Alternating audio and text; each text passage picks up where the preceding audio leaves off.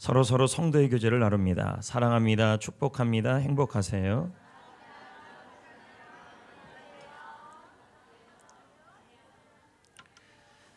(19세기) 중엽 미국 필라델피아에 존이라는 13살 소년이 있었습니다. 그는 매우 가난한 가정에서 태어났습니다. 존은 초등학교를 졸업하고 임금 벽돌 공장에 일하게 되었습니다. 그런데 어린 존에게 가슴 아픈 일이 있었습니다. 그것은 그가 다니는 교회 입구에는 골목길이 있었습니다. 그 길이 포장이 되어 있지 않았습니다. 비만 오면 땅이 칠퍽칠퍽 거렸습니다. 그것 때문에 믿음이 약한 교인들이 교회에 오는 날이면 교회에 출석하지 않았습니다. 저는 이런저런 생각을 했습니다. 이 골목길에 우리 공장에서 생산하는 벽돌을 가져다가 깔면 좋겠다. 그러면 비가 오더라도 교회를 다니는데 불편하지 않겠구나. 그래, 내가 교회 골목을 깔아보자. 당시 13살 존이 벽돌 공장에서 일하는 하루 일당이 7센트였습니다. 1달러를 1,000원으로 계산한다면 700원이었죠. 아주 작은 임금이었습니다. 하지만 이것을 쪼개어 매일 벽돌 한 장을 샀습니다. 퇴근길에 교회에 들려서 하나님께 먼저 감사 기도를 드렸습니다. 그리고 벽돌 한 장을 깔기 시작했습니다. 저는 생각했습니다. 이렇게 매일매일 한 장씩 깔면 2년이 걸리겠다. 하지만 그는 자신이 깔아놓은 벽돌을 디디고 불편 없이 성도들이 교회에 들어가고 나가는 모습을 생각만 해도 너무도 행복했습니다. 그렇게 벽돌을 2주 동안 깔기 시작했습니다. 매일 한 장. 왜요? 저는 한꺼번에 다 깔 만한 자신이 그만한 헌금이 없었기 때문에 그는 쪼개서 매일 한 장씩 까는 것이었습니다. 이 어린 소년의 모습에 교회 어른들이 감동을 받았습니다. 모든 성도님들이 다 같이 이 일에 동참했습니다. 얼마 안 가서 2년 걸릴 거라고 매일 한 장씩 깔면 2년 걸릴 거라는 이 일이 순식간에 해결이 되었습니다. 그뿐 아닙니다. 이 계기가 되어 교회 전체가 새롭게 리모델링이 되었던 것입니다. 그런데 성도 여러분, 이때부터 이 소년에게 하나님은 축복의 문을 열기 시작했습니다. 이 어린 소년, 가난한 소년이 자라서 미국 역사 가운데 10위 안에 드는 재벌이 되었습니다. 해리슨 대통령 때에는 이 배우지 못한 이 어린아이가 나중에 어떻게 된지 모르지만 최신부 장관이 되었습니다. 우리나라 종로 2가의 YMCA 건물도 조선말 그가 보내온 선교 헌금으로 이 건물이 세워졌습니다. 그는 크고 멋진 건물을 하나님 앞에 다 커서 헌당을 했습니다. 그가 바로 미국의 백화점왕 워너 메이커였습니다. 그는 그 성전을 예배당을 하나님께 드리면서 말했습니다.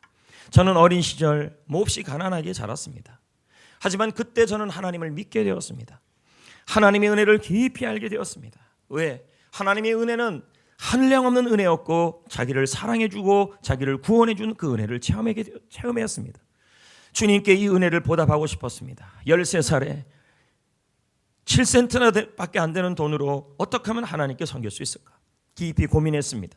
그러다가 교회 입구에 골목길이 어린 나의 머릿속에 생각이 났습니다.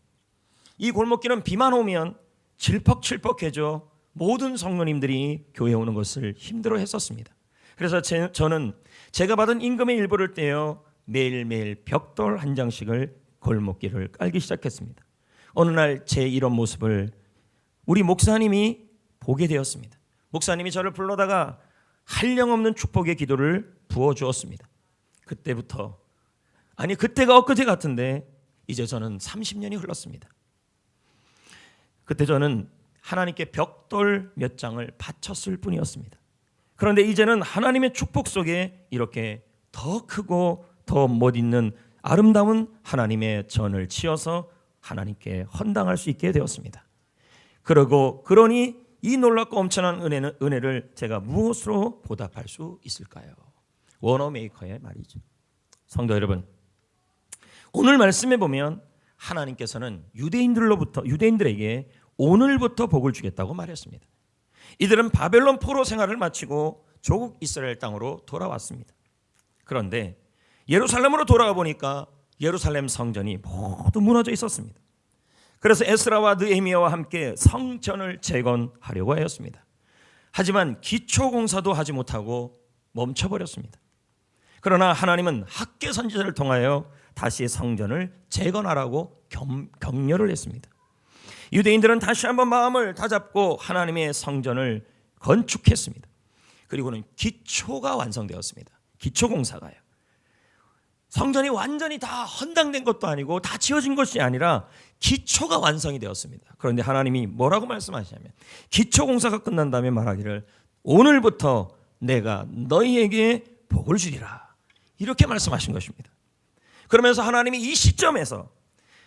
이 시점에서 그들에게 이 말씀을 하시면서 학개서 2장에 말씀하시면서 너희들 과거를 한번 생각해봐라. 너희들의 과거가 어땠는지를 한번 생각해봐라 하면서 복을 주겠다고 말씀하시기 전에 먼저 과거를 생각해봐라고 말씀하셨습니다. 그러면 우리도 한번 봐야 되겠습니다. 도대체 이들은 어떤 과거를 하나님이 이들에게 생각해보라 그랬을까요? 본문 15절 말씀입니다. 다 같이 읽어보겠습니다. 시작. 이제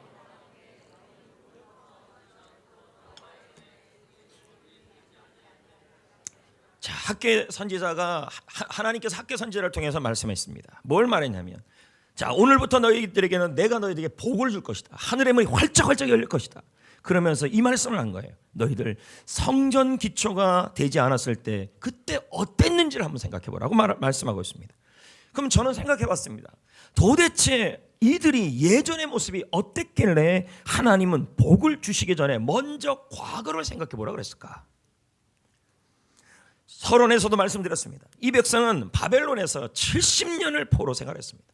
우리나라는 30년의 우리 대한민국에서 일본의 압박 속에 살았지만 이스라엘 백성들은 다른 나라에서 70년간을 포로 생활을 한 겁니다. 더 힘든 거죠. 도저히 그 나라에서 나올 만한 여건이 안 되었습니다. 그러나 하나님께서는 약속을 통해 고레스 왕에게 은혜를 부어주시고 감동을 부어주셔서 이 백성을 향하여 칙령을 발휘해서 이들이 고향으로 돌아올 수 있는 하나님의 역사가 일어났습니다. 이들은 그 은혜를 알았기에 조국 이스라엘로 돌아오게 된 이후에 그 은혜가 너무 감사했고 은혜에 복받쳐 있었습니다. 조국으로 돌아와 보니까 제일 먼저 눈에 뜬 것이 뭐냐면 하나님의 성전이었습니다. 하나님의 성전이 느부갓네살 왕을 통해 완전히 무너진 것을 보았던 것입니다. 이스라엘 백성들에게 성전은 에덴이었습니다. 이스라엘 백성들에게 성전은 하나님의 임재였고 축복의 상징이었고 하나님을 만날 수 있는 유일한 곳이었습니다. 그런데 그것이 무너져 있었던 거예요. 이들은 은혜가 지금 막 넘쳤어요. 그래서 우리 성전을 세워보자, 성전을 일으켜보자, 다시 세워보자 하면서 성전 기초공사를 시작했습니다. 그런데 여러분, 얼마 지나지 않아 이들은 이렇게 고백하기 시작했어요. 은혜가 다 사라지기 시작한 거예요. 볼까요? 학개서 1장 2절 읽어볼까요? 시작. 이 백성이 말하기를 여호와의 전을 건축할 시기가 이르지 아니하였다. 지금 학개서 선지자를 통해서 말하고 있습니다. 저는 이들이 이렇게 말하는 것이 이해가 돼요. 지금 성전할 때가 아니다. 성전을 세울 때가 아니다. 왜요? 이들의 지금 상황은 어떤 상황이냐면 포로 생활에서 갓 돌아온 상황이에요. 그러면 그들이 지금 먼저 눈에 띄었던 것은 물론 처음 은혜가 넘쳤을 때 포로에서 돌아올 수 있었던 것은 하나님의 은혜라고 밖에 생각했을 때 그때는 성전이 보였는데 지금 그 은혜가 점점 사라지니까 이제는 삶의 터전이 보이는 거예요. 왜요? 삶의 기초가 안 세워져 있어요. 삶의 터전이 없어요. 집도 없어요. 아무것도 없어요. 삶의 터전조차 세울 것도 농사지을 땅도 개간해야 될 땅도 해야 될 땅도 너무 많았어요. 그러자 그들의 입에서 이런 말이 나왔어요. 지금 학개서 1장 2절은 이런 뜻이에요. 우리 경제 사정이 좋아지면 우리 경제 사정이 좋아지고 우리가 안정이 되면 그때 가서 하나님의 성전을 지읍시다. 이 말이에요. 이 말이에요. 지금은 아니다. 아직 때가 이르지 않았다라는 말을 누군가 하기 시작했어요. 그 말이 퍼지기 시작하자 학개서 전체를 읽어보면요, 그 말의 퍼짐을 부정적 전염이라고 말해요. 말이 막 성도들 사이에 퍼지고 백성들 사이에 퍼져나갔어요. 그러면서 서로가 다 얘기해. 맞아. 우리가 경제상이 좋아지면 좀 좋아지면 그때 하나님의 성전 지어도 돼. 지금은 우리의 터전을 세울 때야. 이런 말이 퍼져나갔어요. 근데 아니라 다를까 설상가상의 일이 일어났어요. 그것이 무엇이냐면 하나님의 성전을 건축하는 방해하는 무리가 등장했어요. 그 무리가 누구냐? 에스라서 느헤미야에 보면 나오는 사람들입니다.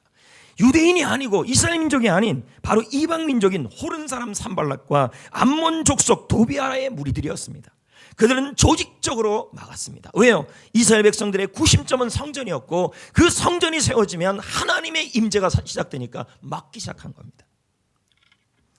그들은 생각했습니다.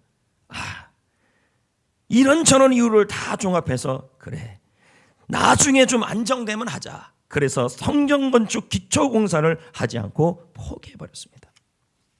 그리고는 이들은 먹고 살 일에 집중하게 된 거. 이게 전체 느헤미야, 에스라 학계 전체 내용이에요. 선지자들을 통해서 하시는 메시지였어요. 이러자 하나님은 강력한 메시지를 보냅니다. 이들을 향하여. 아까 학교에서 1장 1절 2절까지 읽었잖아요. 학교에서 1장 4절에 보니까 하나님이 강력한 메시지를 보내요. 그들을 향해서. 자, 볼까요? 4절입니다. 읽어봅니다. 시작.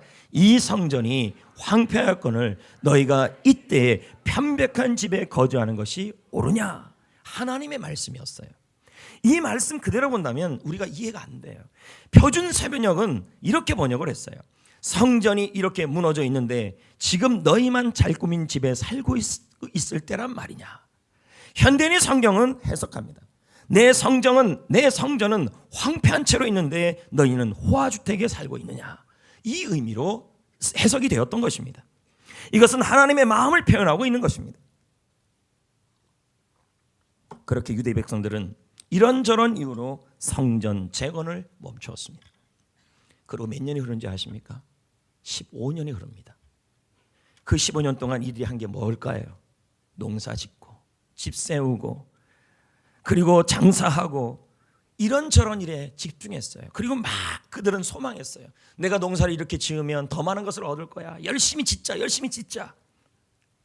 그런데 여러분, 이들이 이렇게 했을 때, 지금 이들이 이렇게 15년 동안 농사 짓고 먹고 살 일을 최선을 다하고 있던 이때에 그들의 삶이 나아졌냐는 거예요.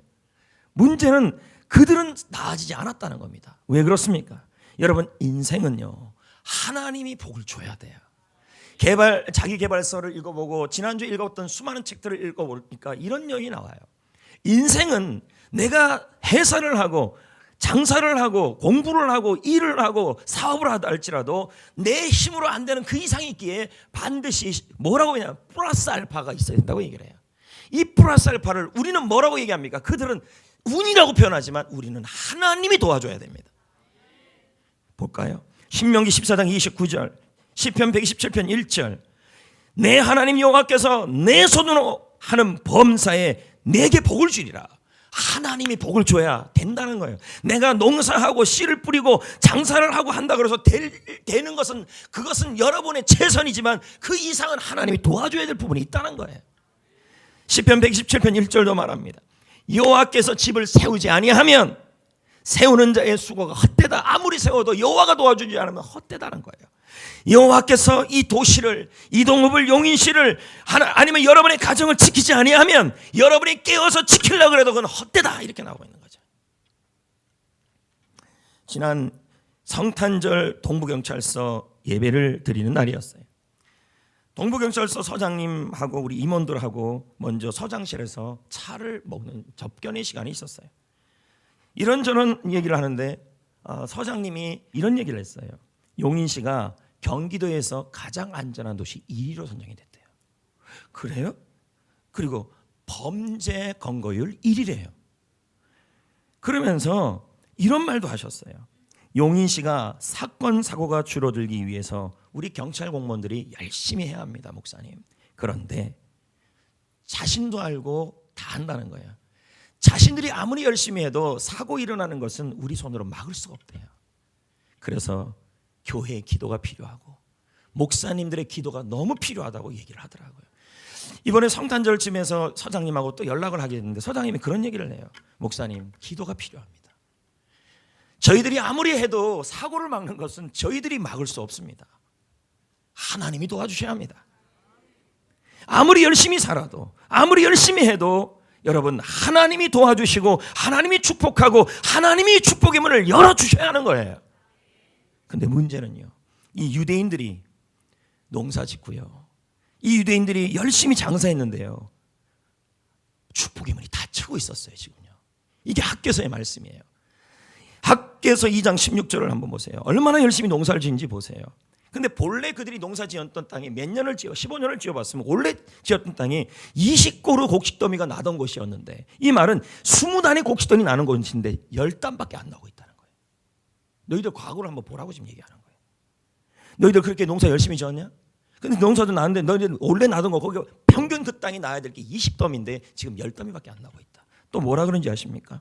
포도즙 튼에 50고루가 기르러 이른즉, 이 말은 포도가 50동이가 나와야 될 그 땅인데 20동이밖에 안 나고 있다. 아무리 농사를 지어도 농사가 지금 안 되고 있다는 얘기예요.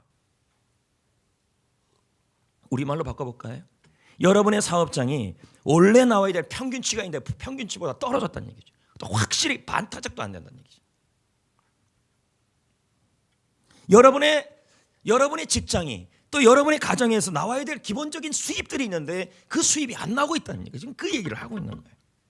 이들은 참 열심히 지었어요. 그리고 그들의 마음은 소망했어요. 농사 지으면서 무슨 소망을, 장사를 하면서 소망을 가졌어요. 야, 이번에는 풍년이 올 거야, 풍년이 올 거야. 많은 걸 바랬는데 안 거둬들이고 있어요. 학개서 1장 9절을 계속 볼까요? 너희가 많은 것을 기대했잖아요. 왜요? 땀을 흘리고 씨를 뿌렸으니까 기대가 되잖아요. 근데 도리어 어떻게 됐대요? 적었다. 하나님께서 학개 선지자를 통해서 오늘부터 너에게 복을 주리라 하면서 너희들 과거를 지금 생각해 보라. 너희들의 상황이 이랬다는 걸 설명하는 거예요. 너희가 그것을 가지고 집으로 갔지만 다 사라졌다. 아무리 숨겨두려고 해도 뭐가 어떻게 사라지세? 다 사라져 버렸다는 거죠. 이건 뭘 의미할까요? 아무리 열심히 땀을 흘리고, 아무리 열심히 돈 벌고 공부하고 직장 생활하고, 우리말로 바꿔서요, 회사 생활하고 아무리 열심히 해도 하나님이 그들의 그 바람대로 축복의 문을 닫고 있었다는 거예요. 하나님이 꽉 닫고 닫아버렸다는 거예요. 그들은 헛수고를 하고 있었다는 거죠. 하나님이 그들의 곡식을 어떻게 했는지, 여러분 입장에서 이런 일들이 나면 얼마나 답답하겠습니까? 학개서 2장 17절을 한번 볼까요? 하나님이 어떻게 했는지 한번 보세요. 이건 하나님이 하셨다고 나와요. 저는 이 말씀을 보면서 하나님이 그럴 분이 아니신데, 하나님은 우리를 축복하시고 축복의 문을 여시는 분인데 하나님이 쳐셨대요. 쳤다는 말이 나와요. 이 말은 뭐냐? 너희들이 하는 모든 일에 하나님이 해를 끼쳤다, 손해를 줬다고 말하고 있어요. 볼까요? 17절 시작. 만군의 여호와가 말하노라, 내가 너희 손으로 지은 모든 일이에요. 그건 뭐예요? 손으로 열심히 농사짓고, 우리말로 바꾸면 공부하고 장사하고 돈 벌고 하는 그 모든 일에 하나님이 뭐하고 있다는 말이에요? 곡식을 마르게 하는 재앙과 깐뿌기 재앙과 우박으로 쳤다, 손해를 끼쳤다, 이 말이에요. 너희들이 수고하고 애쓴 모든 일에 하나님 이런 분이 아니에요. 아까 읽었잖아요. 너희들이 하는 모든 일에 복되게 하시는 분이라고 말씀하셨어요. 근데 지금 반대 일이 일어나고 있는 거예요. 하나님은 농사에 뜨거운 바람과 곰팡이와 우박으로 치시고, 뜨거운 바람으로 식물을 마르게 하고, 곰팡이로 식물을 썩게 하고, 우박으로 그나마 남은 동물과 식물을 모두 죽이고 황폐하게 만들었어요. 이건 뭘 의미하는 겁니까? 하나님이 복의 문을 닫았다는 거예요. 도대체 왜 이런 일이 일어났을까요? 하나님은 유대인들에게 축복의 문을 닫는 이유가 뭘까요? 여러분 기억하셔야 돼요. 여러분이 아무리 열심히 장사를 해도 하나님이 복을 내리셔야 돼요. 하나님이 열어주셔야 돼요. 그런데 안 열어주고 있다는 거죠. 이유가 9절에 나와요. 1장 9절. 자, 보겠습니다. 시작. 나 만군의 여호와가 말하노라. 이것이 무슨 까닭? 이 말이 뭘까요? 너희들이 이렇게 20동이 나와야 될 것이 10동이밖에 안 나오고, 20가마 나와야 될 것이 10가마밖에 안 나오고, 너희들이 모든 일에 내가 너희들에게 이렇게 다치는 그 이유가 도대체 뭐냐고 지금 나오는 거예요. 학개 선지자를 통해서 하나님이 지금 메시지를 전하고 있는 거예요. 이유가 나옵니다. 내 집은 황폐하였을 때 너희는 각각 자기 집을 짓기 위해 빨랐습니다. 이게 이유라는 거예요. 하나님의 성전이 무너져 있고 하나님의 성전이 황폐해져 있는데, 그런데 하나님 집을 일으키는 일에 관심을 안 갖고 있었다는 것을 말씀하고 있었던 거예요. 이제 학개 선지자는 지난날의 모습이 이랬음을 어땠음을 다시 한번 기억해 보라고 오늘 말씀에 18, 19절에 한 번 더 말씀합니다. 자, 볼까요? 너희는 오늘 이전에 기억하라. 그럼 오늘이요. 오늘부터 복 주는 날이에요. 오늘 이전에 너희들이 왜 그렇게 하나님이 하는 일마다 다 막았고 그렇게 열심히 기대하고 농사 지었는데도 하나님께서 복을 다 막은 이유가 뭔지를 기억해 보라. 아홉째 달 24일 곧 여호와의 성전지대를 쌓던 날부터 기억해 보라. 곡식 종자가 아직도 창고에 있느냐? 이 말은 없다는 얘기죠. 종자도 없다는 말이에요. 지금의 이스라엘 백성들은 종자조차 없는 상황이에요. 이건 완전히 무너진 거죠. 포도나무, 무화과나무, 석류나무, 감람나무에 열매도 없다. 근데 놀라운 일이 일어났어요. 하나님이 말씀하시기를 그러나 오늘부터는 복을 주겠다. 오늘부터 내가 너에게 복을 주겠다. 자, 볼까요? 그 이유가 뭘까요? 19절 말씀을 다시 한번 보겠습니다. 곡식 종자가 아까 읽었던 말씀인데요. 한 번 더 읽어봅시다. 시작. 곡식 종자가 아직도 창고에 있느냐? 포도나무, 무화과나무, 감나무. 자, 지금 이스라엘 백성들은 완전히 텅텅 빈 상황이에요. 그게 중요치 않아요. 그러나가 있다는 말이에요. 그러나 오늘부터는 이 은혜가 여러분에게 임해야 돼요. 오늘부터는 여러분이 텅텅 비어도 하나님이 복을 주면 열매가 맺히고 역사가 일어난다고 지금 설명하고 있는 거예요. 그럼 그 오늘이 언제일까요? 그 오늘은 언제일까요? 현대인 성경에 보면 그 오늘을 이렇게 번역하고 있어요. 성전 기초 공사를 완성하는 날이라는 거예요. 저는 이것도 웃겼어요. 왜 웃겼냐면 자, 보세요. 성전 기초 공사를 다시 시작한 날도 아니고 성전이 완성된 날도 아니고 성전의 기초가 완성된 날에 하나님이 그날부터 복을 주겠다고 말한 거예요. 너무 웃기잖아요. 하나님이 타이밍이 너무 이상한 거예요. 왜 그랬을까? 그래서 말씀을 묵상하면서 도무지 이게 이해가 안 되더라고요. 아니, 성전 기초 시작할 때 좀 주시면 좀 낫나? 안 그래도 힘든데. 아니면은 하나님이 정그리시다면 성전이 다 완성되고 주시면 그게 맞지 않나? 그런데 그게 아니라 성전 기초가 완성한 날이에요. 지난 16년 동안 성전 기초만 놓고 건축은 중단되어 있었어요. 그런데 성전 기초 작업이 완성된 그날부터 복을 주겠다는 거죠. 기초예요, 기초. 성도 여러분, 하나님은 성전 기초를 시작할 때 축복하지 아니하셨고 하나님은 학개 선지자의 설교를 통하여 은혜를 받았어요. 그래서 중단된 공사를 다시 시작할 때에도 하늘의 문을 열지 않았어요. 공사적이 3개월 만이었어요. 자, 문맥을 통해 계산을 해보면 딱 3개월이에요. 기초 공사가 시작돼서 3개월이 지나니 성전 기초가 완성이 됐어요. 그날부터 복을 주겠다. 왜 그랬을까? 왜 하나님은 3개월이 지난 이후에 성전 기초 공사가 완성됐을 때 축복을 약속했을까? 여러 책들을 보고 묵상을 해본 결과 하나님은 3개월 동안 이들의 진심을 보고 싶었던 거예요. 중심. 그러니까 끝까지 완성될까지 하면 이스라엘 백성들은 다 굶어 죽어야 돼요. 그러니까 딱 3개월 이들의 중심이 어떤지를 보고 하나님은 잘됐다. 너희들은 중심이 서 있다. 그래서 하나님께서 그때부터 농사와 그때부터 그들의 장사에 문을 열기 시작했어요. 그러면 이들의 중심이 어떻게 하나님께 보였을까요? 이렇게 보인 거예요. 한두 사람이 이 일에 참여한 것이 아니라 전체가 움직이는 걸 본 거예요. 볼래요? 학개서 1장 12절을 볼까요? 스알딜의 아들 누가 나와요? 여사닥의 아들 대제사장 누가 나와요? 이 두 사람은 뭐예요? 지도자예요. 우리 교회로 말하면 담임 목사예요. 우리 교회로 말하면 중직자들이 되겠죠. 이들과 또 누가 나와요? 남은 모든 백성. 여기는 남녀 노소 다 해당되는 거죠. 이들이 하나님의 목소리, 학개서를 통해서 선지자는 그 하나님의 메시지를 듣고 움직이는 걸 본 거예요. 이걸 경외로 본 거예요. 다 참여하는가? 지도자만 참여하는지, 한두 사람만 하는지, 아니면 아이들, 어르신들, 남자, 여자 모두가 이 일에 동참하는지 그 3개월을 본 거예요. 그래서 하나님은 그 모든 사람에게 오늘부터 복을 주겠다고 약속한 거예요. 또 한 가지는요, 자원하는 마음을 본 거예요. 자, 학개서 1장 14절을 계속 보겠습니다. 여호와께서 스알델의 아들 총독 누구예요? 스룹바벨의 뭐예요? 마음. 그리고 여호사닥의 대제사장 여호수아의 뭐예요?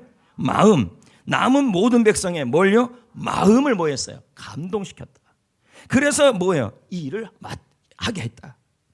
여러분, 지금 이스라엘 백성들에게 하나님께서 지금 뭐 하고 있냐면 감동을 주셨다는 거죠. 성전을 일으켜야 된다. 여러분, 하나님이 어떨 때 여러분에게 감동을 주실 때는 열고 싶은 축복의 문이 있어서예요. 그건 확실한 거예요. 감동을 줬어요. 그리고 이 감동을요, 스룹바벨, 여호수아, 이스라엘 백성들이 이 감동이 왔을 때 이것을요 흘러보내지 않고 가슴에 새겼어요.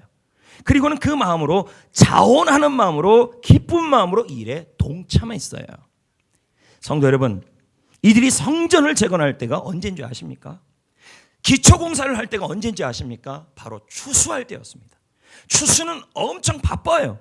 그런데 여기 보세요. 거기다가 추수의 결과는 완전히 최악이었어요. 우리 입장으로 바꾼다면 장사를 했는데 농사를 졌는데 완전히 최악이었어요. 곡식 종자까지 없다고 성경은 지금 아까 말하고 있어요. 여러분, 종자를 지을 것조차 남아있지 않다는 말은 밑전조차 없다는 말이에요. 밑전조차요. 이런 상황에 그들은 하나님의 마음에 감동을 받아서 자원하여 성전 기초공사를 한 거예요. 그들이 갖고 있는 건 기초공사밖에 할 수 있는 여력이 안 되는 거예요. 그걸 하나님이 지금 본 거예요. 3개월 동안 그들의 중심을 보고, 그리고 그들의 중심을 보자 성전 기초공사가 완성되는, 기초가 완성되는 그날부터 하나님은 축복의 문을 확 열어버린 거예요. 오늘부터 내가 너희에게 복을 주리라. 오늘부터 내가 너희에게 복을 주리라. 오늘부터 내가 너희에게 복을 주리라. 그렇게 시작된 거예요. 여러분, 천안하면 호두 과자입니다. 그러나 원조는 언제나 한 명밖에 없습니다. 천안 호두 과자 원조는 신복순 권사님이십니다. 처음 만드신 분이시죠. 이분 걸 먹어야 진짜입니다. 그분은 처음 호두 과자를 만들면서 하나님께 기도했습니다. 하나님, 저는 하나님과 동업하는 사람입니다. 하나님, 이 호두 과자로 하나님께 크게 영광 돌리고 싶습니다. 그렇게 기도했대요. 하나님은 이 권사님을 축복하셨어요. 그리고 이 호두 과자가 얼마나 잘 팔리는지 크게 번성하기 시작했어요. 권사님은 여기서 멈추지 않고 또 하나님께 기도했어요. 하나님이 나에게 이리에 복을 주셨는데 하나님 주신 이 은혜로, 이 축복으로 내가 하나님께 영광 돌릴 방법은 또 무엇이 있습니까? 계속 기도했어요. 하나님이 권사님에게 감동을 주셨어요. 아까 스룹바벨과 여호수아 백성들에게 하나님의 감동을 줬잖아요. 성전을 세우라고. 근데 권사님에게 감동을 줬는데 뭘 줬냐면 성전을 세우라.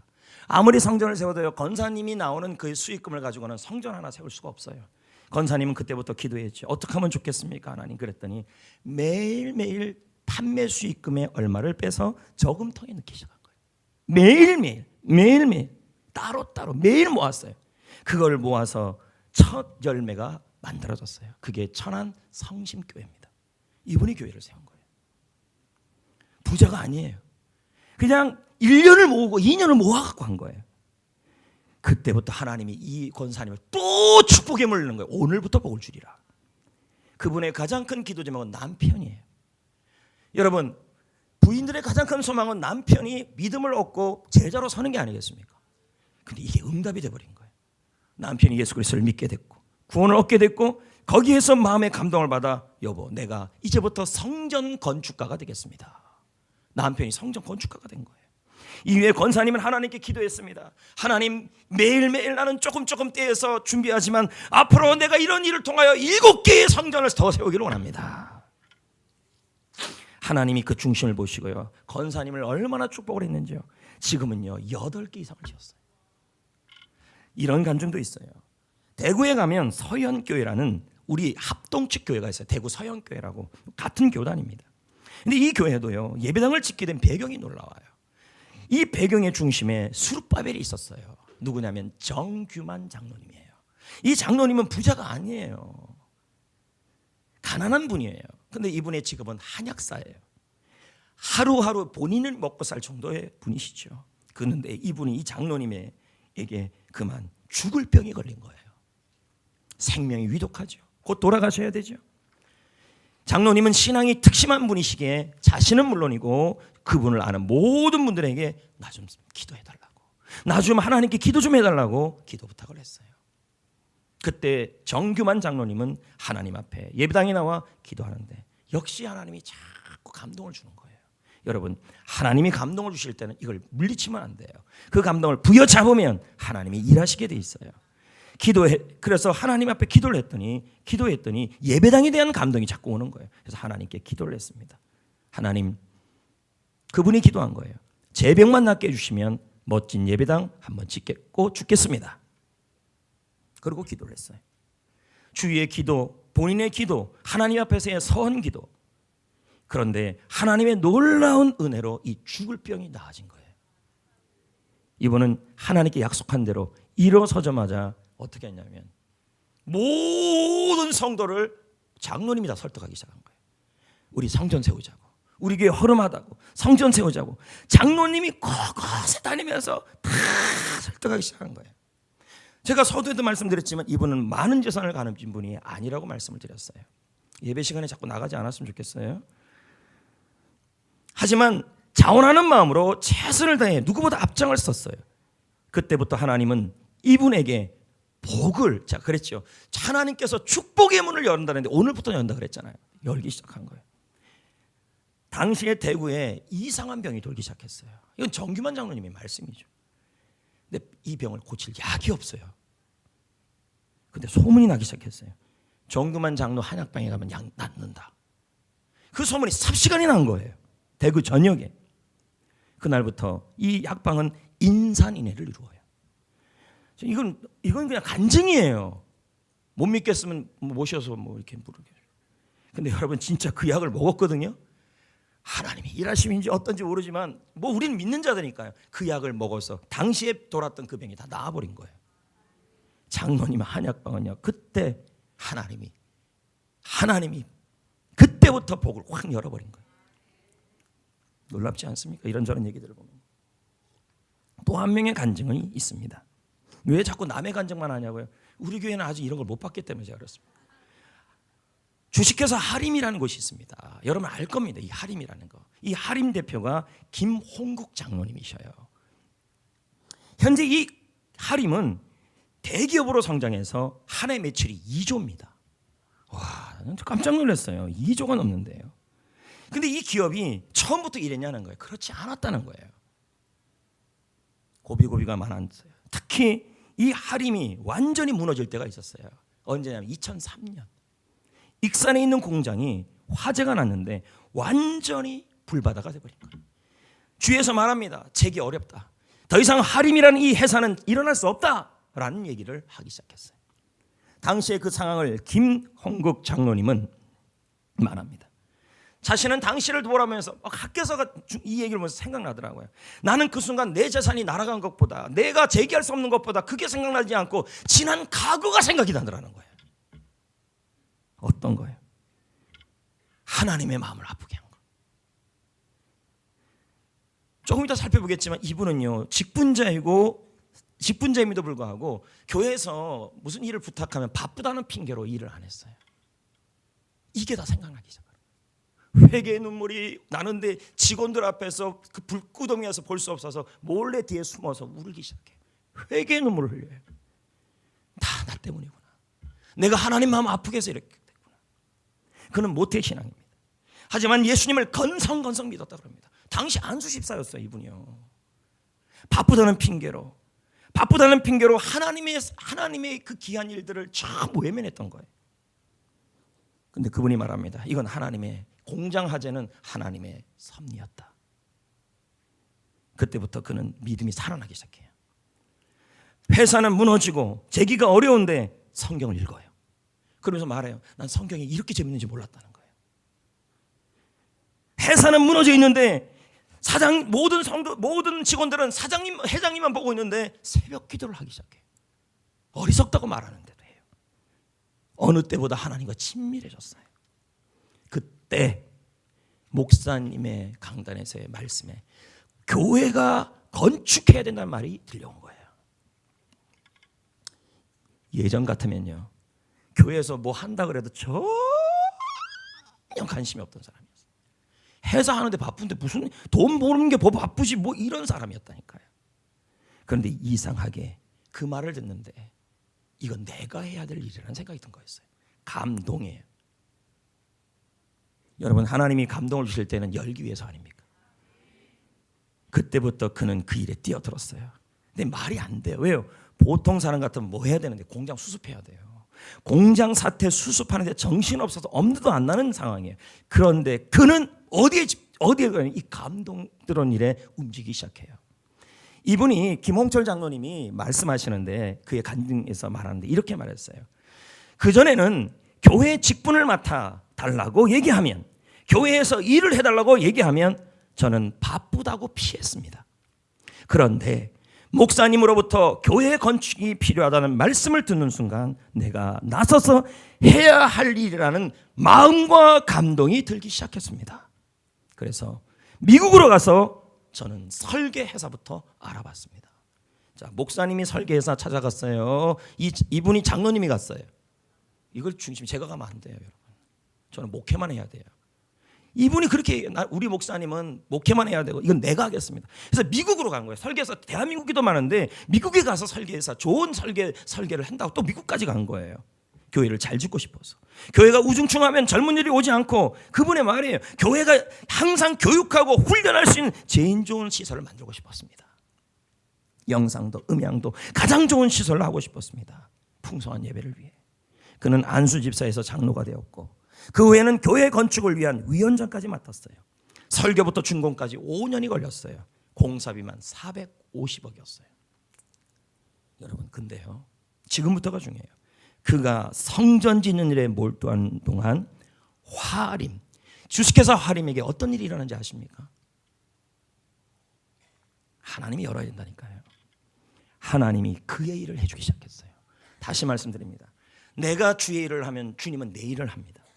그때부터 하나님이 이 주식회사 하림을 위해서 본인은 수습할 시간도 없는 상황인데 그런데 하나님의 성전을 지어야겠다는 감동 때문에 일에 동참했더니 하나님이 이 하림의 이 제기될 일들을 하나님이 일하기 시작한 거예요. 어떤 일이 일어났는데 축복의 문이 열렸어요. 이 하림이 하는 일이 뭐냐면 닭, 오리, 돼지고기 사료 부분에서 하는 사람이에요. 하는 곳이에요. 국내 점유율 1위가 돼버렸어요. 자기가 한 게 아니라 자기는 이 일을 하고 있는데 나머지 일도 했겠죠. 그러나 여기에 우선순위를 두고 하고 있더니 나머지를 하나님이 하늘의 문을 열기 시작한 거예요. 이 회사에 그날 그해 하림의 매출이 3,168억이었대요. 재기하는 순간부터. 그리고 이 회사가 지금 계열사가 25가지입니다.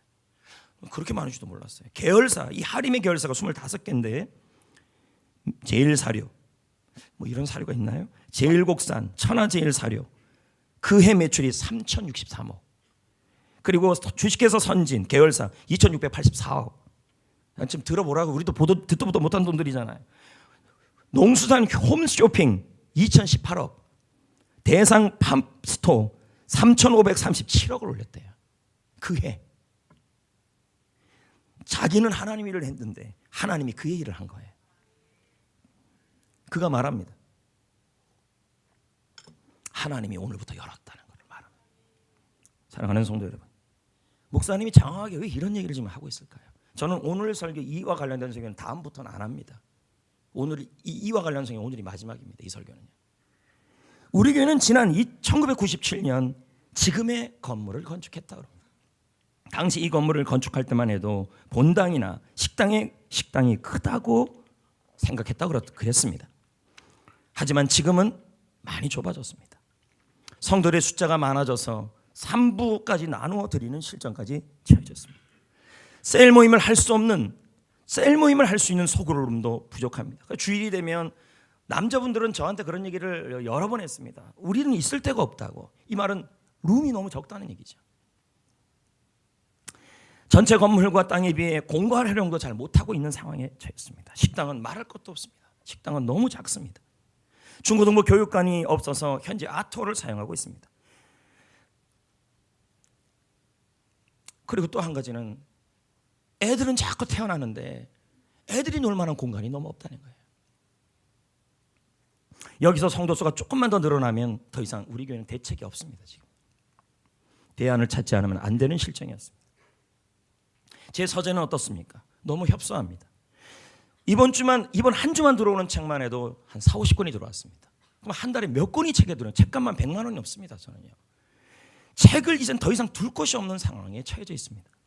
젖소도 좋은 꼴을 먹어야 하고, 제가 젖소라고 생각하세요. 좋은 꼴을 먹어야 하고, 책을 많이 읽어야 되고, 그리고 좋은 환경에 젖소가 있어야만 좋은 젖이 나오지 않습니까?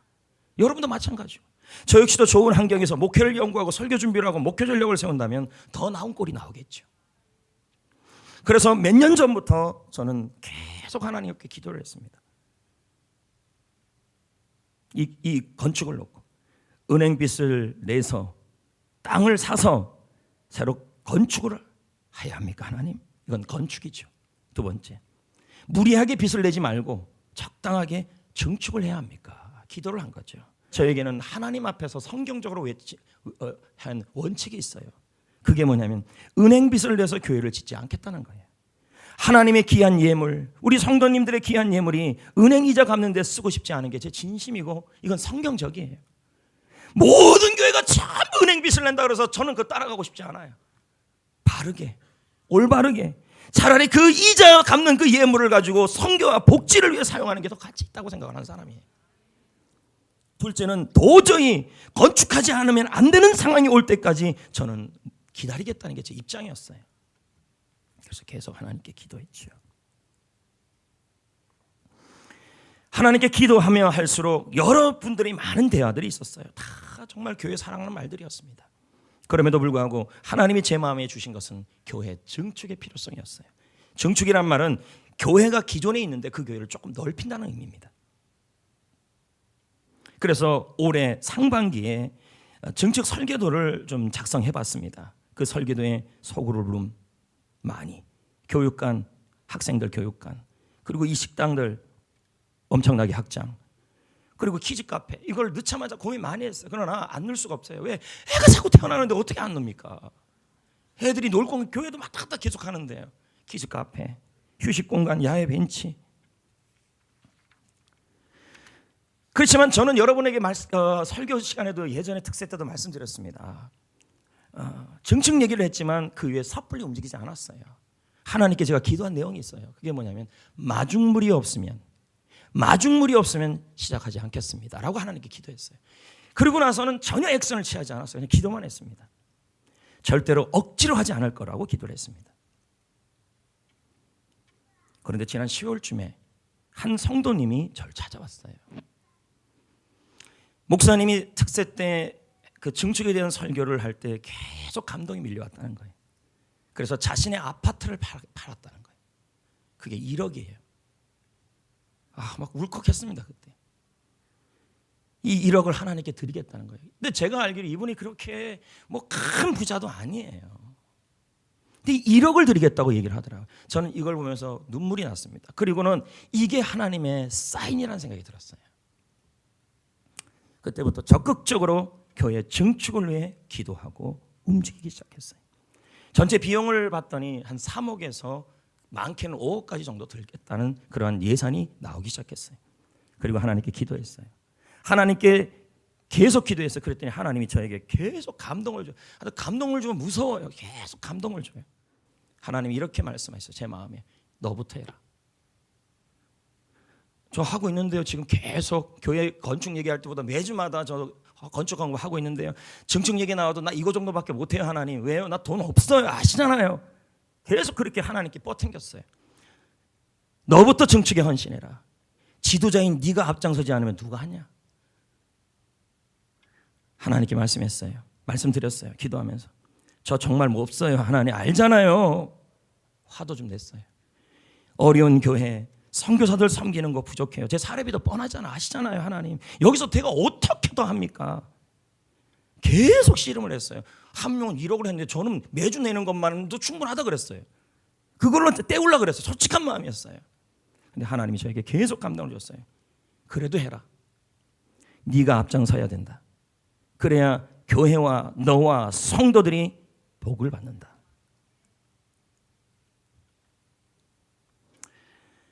결국 결심했어요.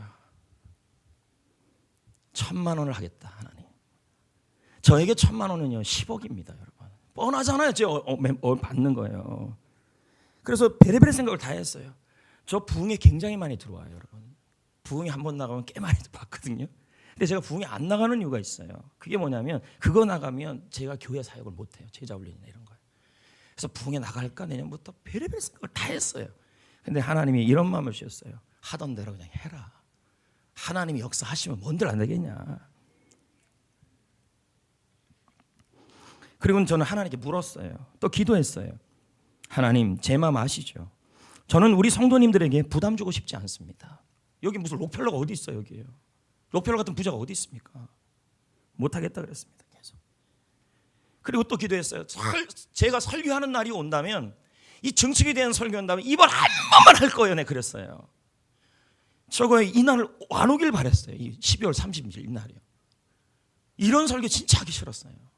근데 이거는 건강한 교회를 세워야 될 중요한 시점에 와 있었기 때문에 하나님 앞에서 눈물로 준비한 겁니다.